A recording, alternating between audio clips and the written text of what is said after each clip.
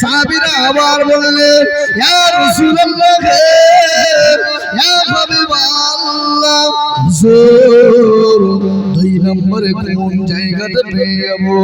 আমার নবী বললেন সাহাবীরা আমি রাসূলুল্লাহ বলি আমার উম্মতদেরকে আল্লাহ পাক পুলসিরাতের রাস্তাটা পার করাবে। যে পুলসিরাতের রাস্তাটা হলো ১৫০০ বছরের রাস্তা। এতটা চিকন হবে, এতটা ধার হবে, নিচে জাহান্নামের আগুনগুলো টকবক করে ফুটতে থাকবে। আমার গুনাহগার উম্মতিরা পার হতে বড় কষ্ট হয়ে যাবে। ও বাবা সাহাবীরা আমি রাসূলুল্লাহ ২ নম্বরে ওই পুলসিরাতের কাছে দাঁড়িয়ে যাব। জোরে বলেন না সুবহানাল্লাহ। আওয়াজ করে বলা গেল না সুবহানাল্লাহ। তাকবীর দেন, নারে তাকবীর। ও সাহাবীরা আমি রাসূলুল্লাহ ৩ নম্বর যেখানে গুনাহ নেকিটা মাপা হবে ওই মিজানের পাল্লার কাছে আমি মুহাম্মদুর রাসূলুল্লাহ ওই মিজানের পাল্লার কাছে দাঁড়িয়ে যাব।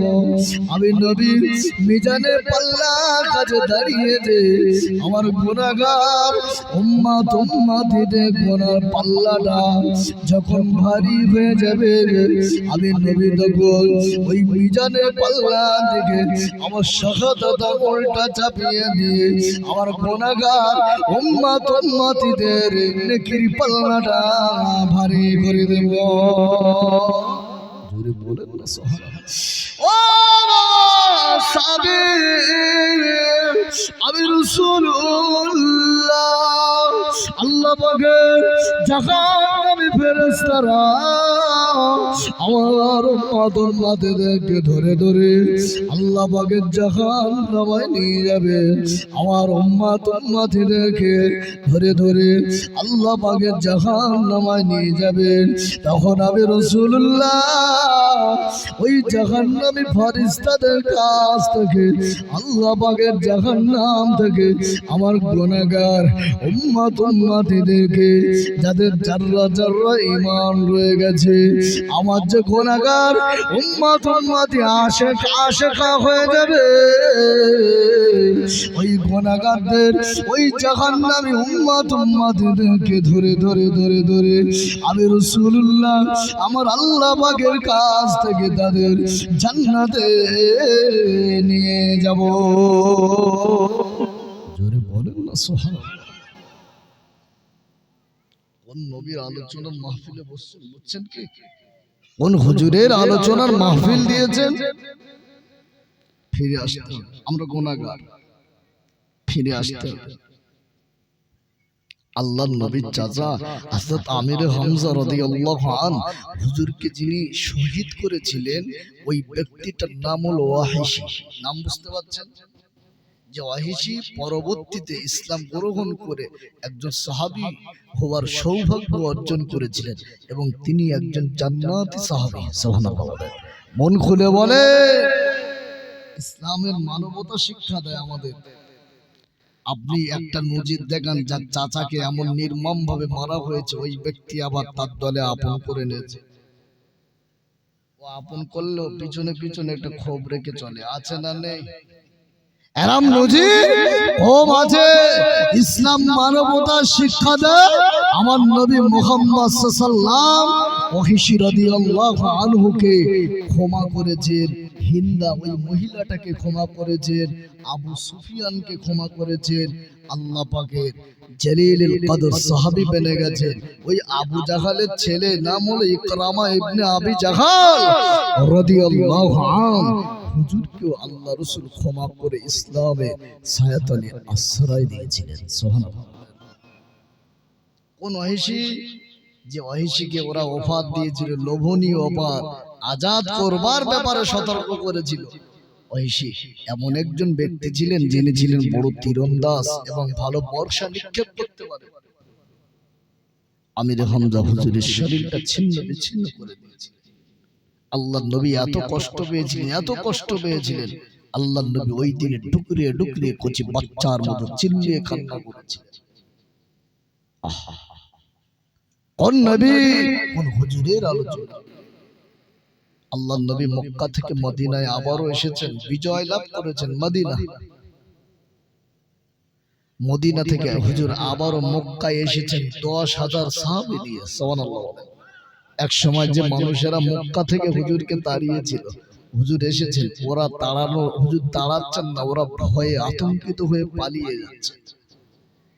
ওই ওয়াইসি মক্কা থেকে তায়েফে চলে গেছে, মক্কা থেকে তায়েফ 200 কিলোমিটারের রাস্তা, পালিয়ে গেছেন। ওয়াইসি আত্মগোপন করেছেন। আল্লাহর নবী ওয়াইসির কথা ভুলে যাননি, আত্মগোপনে থাকেন।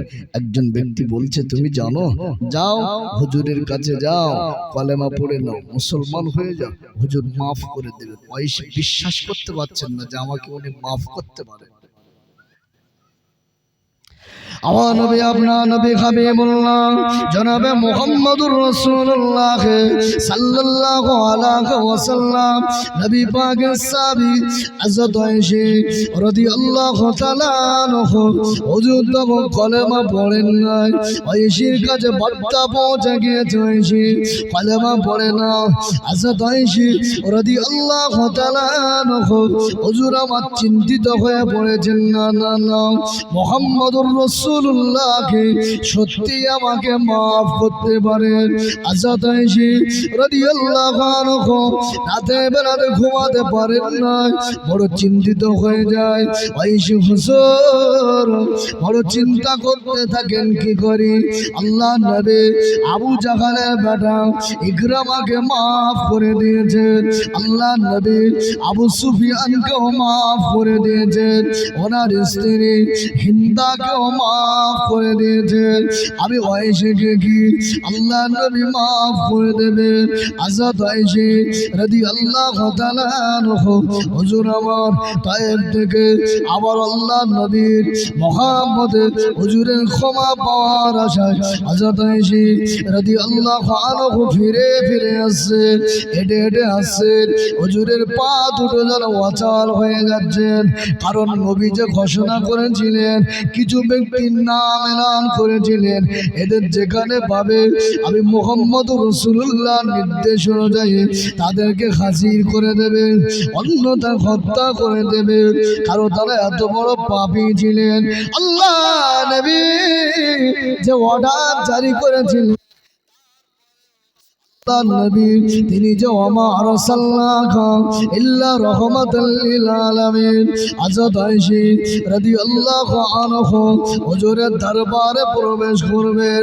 নবী পাক সাল্লাল্লাহু আলাইহি ওয়াসাল্লাম হুজুরের দরবারে বসে আছেন, আর কাফেলার সঙ্গে মিশে যে রাসূলুল্লাহ দরবারে প্রবেশ করেছেন।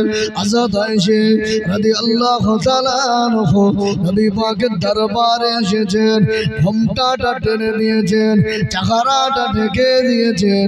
আল্লাহ নবী যেন আমি আয়েশার চেহারা দেখতে পাই, আল্লাহ নবী যেন আমি আয়েশাকে না দেখতে পাই, কিন্তু না না, হাওয়াতে ঘোমটাটা খুলে গিয়েছে। আল্লাহ নবী চিনতে পেরেছেন। আল্লাহ নবী বলে উঠলেন, কে হে বাবা? আয়েশা নাকি? তুমি বলে সেই আয়েশা? হযরত আয়েশা রাদিয়াল্লাহু আনহা উচ্চ আওয়াজে পড়তে লেগেছেন, আশহাদু আল্লাহ ইলাহা ইল্লাল্লাহু ওয়া আশহাদু আন্না মুহাম্মাদান আবদুহু ওয়া রাসূলুহু।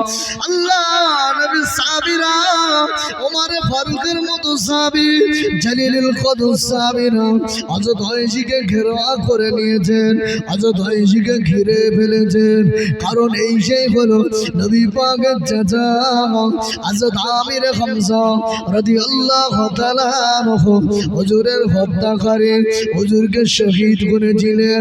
আল্লাহ নবী মাথাটা নিচু করে নিয়েছেন, সকল সাহাবীকে শান্ত হতে বলেছেন। ও বাবা সাহাবীরা, আয়েশা আজকে দিনে কলেমা শরীফ পড়ে নিয়েছে। চাচার হত্যাকারী মজলিসে বসে সাহাবীরা ঘেরাও করে নিয়েছে, হুজুর আপনি বলেন, কলেমা উচ্চ আওয়াজে পড়ে নিয়েছে। ঐশী আল্লাহ নবী মাথাটা নিচু করে চাচার কথাটা মনে পড়ে গিয়েছে, চোখে পানি চলে এসেছে।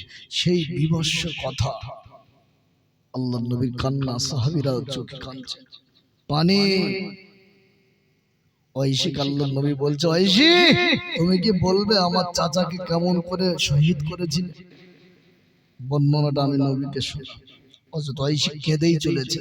তিনি নিজেকে সান্ত্বনা করতে পারছেন না যে দরবারে বসে, সেই দরবারে নবী পাকের চাচাকে আমি শহীদ করেছিলাম।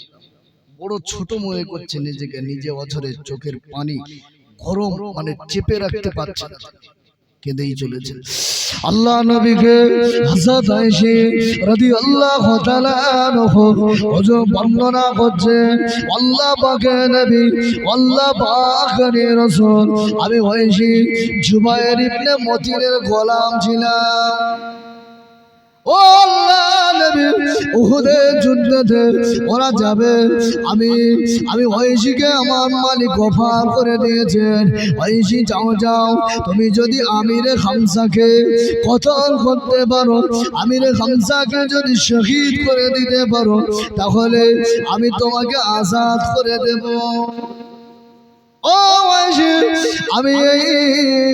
আমি ঐশীকে অফার দিয়েছেন আল্লাহ নবী। আমি রাস্তা দিয়ে আসছিলাম, হিন্দা নামক একজন মহিলা, আবু সুফিয়ানের স্ত্রী অতবার মেয়ে, অথবা বদরের যুদ্ধে জাহান্নামী হয়ে গিয়েছিল। আল্লাহ নবী ওই হিন্দা মহিলাটি আমাকে অফার দিয়ে দিয়েছিল, আমার গায়ে যে সোনামুক্ত অলঙ্কার গুলো দেখছো, আমির হামজাকে যদি মারতে পেরেছো, এই সোনামুক্ত অলঙ্কার গুলো তোমাকে দেব। আল্লাহ নবী, আমার কোনো শত্রুতা ছিল না, আমি উহুদের মাঠে এসে পাথরের আড়াল নিয়ে নিয়েছি, লক্ষ্য করে আমির হামজাকে শুধু মেরেছি।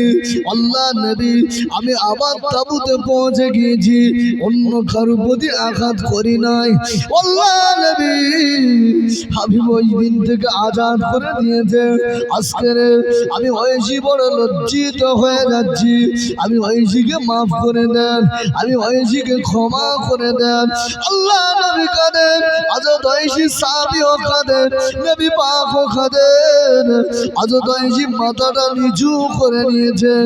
আল্লাহ নবী বলেছিলেন, ও বাবা ঐশী, আমি রাসূলুল্লাহ তোমাকে মাফ করে দিয়েছি বাবা, আমি নবী তোমাকে ক্ষমা করে দিয়েছি বাবা।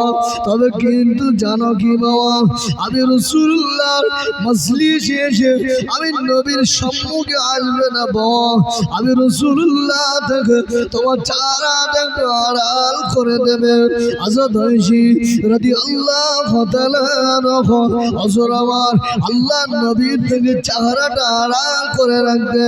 ও বাবা ঐশী, তোমার চারা দেখলে আমার চাচাদের কথাটা মনে পড়ে যায় বাবা, তোমার চারা দেখলে আমার চাচা সাইয়্যিদুশ শুহাদা হযরত আমির হামজা রাদিয়াল্লাহু আনহুর কথাটা মনে পড়ে যায়। হযরত ঐশী রাদিয়াল্লাহু আনহু হুজুর নবী থেকে চেহারাটা একটু গোপনে গোপনে রাখতেন, আর বড় আফসোস করতেন, আর বড় শরমিন্দা হতেন। আল্লাহ পাক, আমি কি ভুল করে ফেলেছিলাম, আমি কি অন্যায় করে ফেলেছিলাম, আল্লাহ মাফ করে দেন, ক্ষমা করে দেন। আল্লাহ নবী ইন্তেকাল হয়ে গেল, হুজুরের ওফাত হয়ে গেল।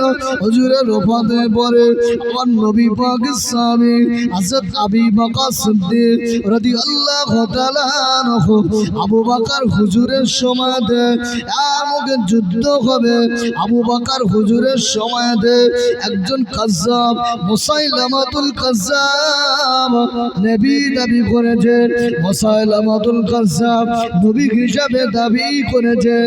আল্লাহ নবী যে বলেছেন, আনা খাতামান নবিয়িনা লা নবী বাদি, আমি রাসূলুল্লাহ হলাম শেষ নবী, আমার পরে আর কোন নবী হবে না, আমার পরে আর কোন রাসূল হবে না।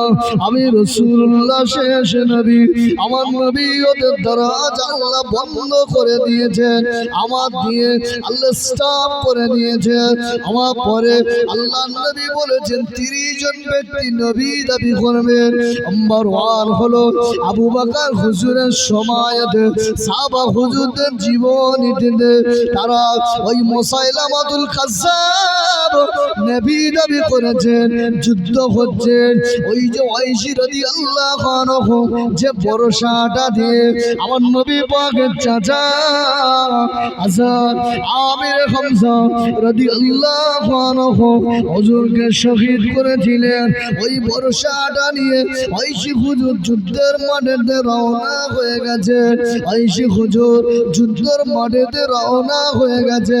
আল্লাহ নবী সাহাবী হযরত ওয়াইসি রাদিয়াল্লাহু তাআলা হুজুর যুদ্ধের ময়দানে যে হুজুর আড়াল নিতে শুরু